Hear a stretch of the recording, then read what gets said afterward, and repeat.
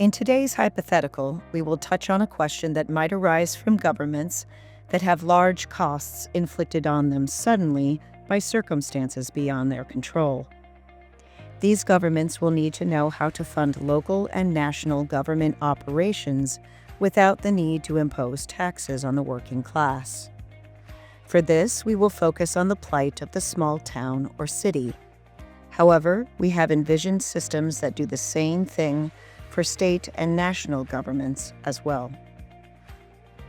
For towns and cities that participate in the Federation, their districts have voting control over their own locally elected committee.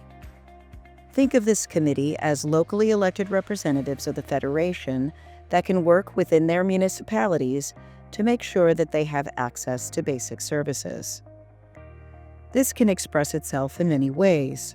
For example, it could include the founding of a local grocery to be held under a district-shared, irrevocable trust that the local committee manages.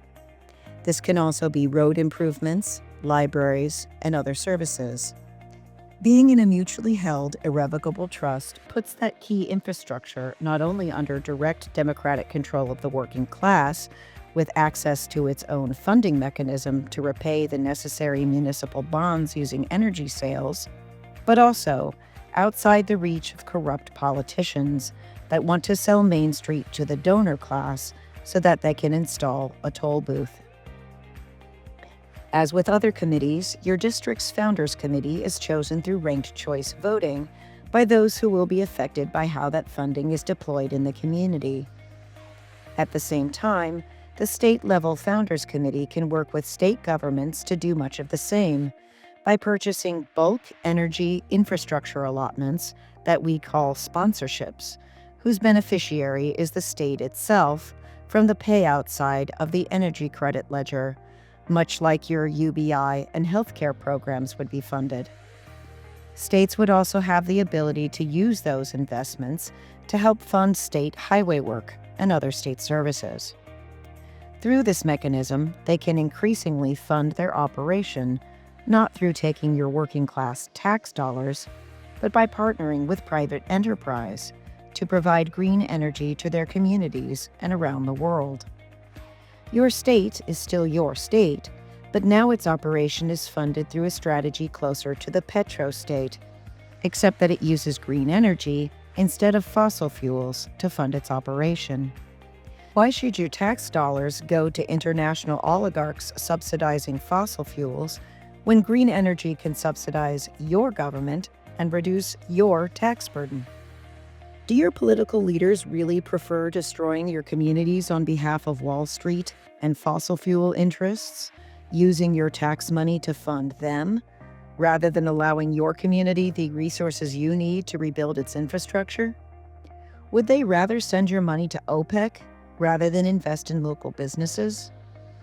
Fossil fuels get multiple billions of dollars of subsidies a year, seizing land not just from private property owners, but also sovereign land of our nation's native tribes, with whom the government has already broken multiple treaties. You pay the taxes to manage all of those subsidies, and you pay the cost of what it does to your communities. But why should you when you don't have to?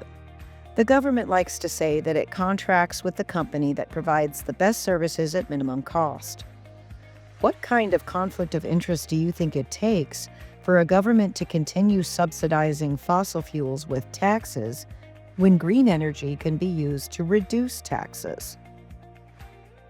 Is OPEC offering local, state, and federal governments the reduction and eventual elimination of the taxes of the working class as their bid? Is OPEC offering to help repay the debts incurred by a nation under attack as it tries to defend itself? Or instead, is OPEC taking your tax dollars and standing by as their allies destabilize international commerce to maintain fossil fuel supremacy, endangering or even killing your families in their pursuit of profits, all subsidized by the government that claims to serve and protect you? If Ukraine needs to pay for the detention of foreign soldiers captured while attacking their sovereign territory, and repairs to their cities and infrastructure, for example, revenue can be redistributed from their attackers' allotment of international, green energy, Federation revenue, whose purpose is to help fund energy investments on the behalf of participating nations, to pay off those debts, and to fund the compensation of the soldiers that surrendered.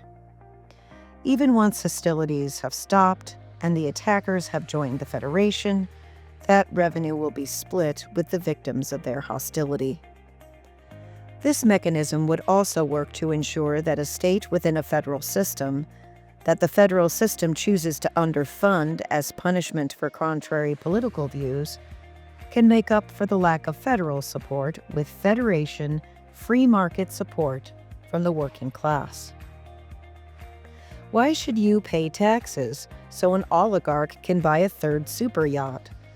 Why should your children go to war to improve the stock market and to capture more fossil fuels that should stay in the ground when we could spend the same resources to invest in our communities to meet their energy needs without fossil fuels in the midst of a climate crisis? Are you more concerned about the state of global events and the state of your tax burden, or about giving handouts to the donor class?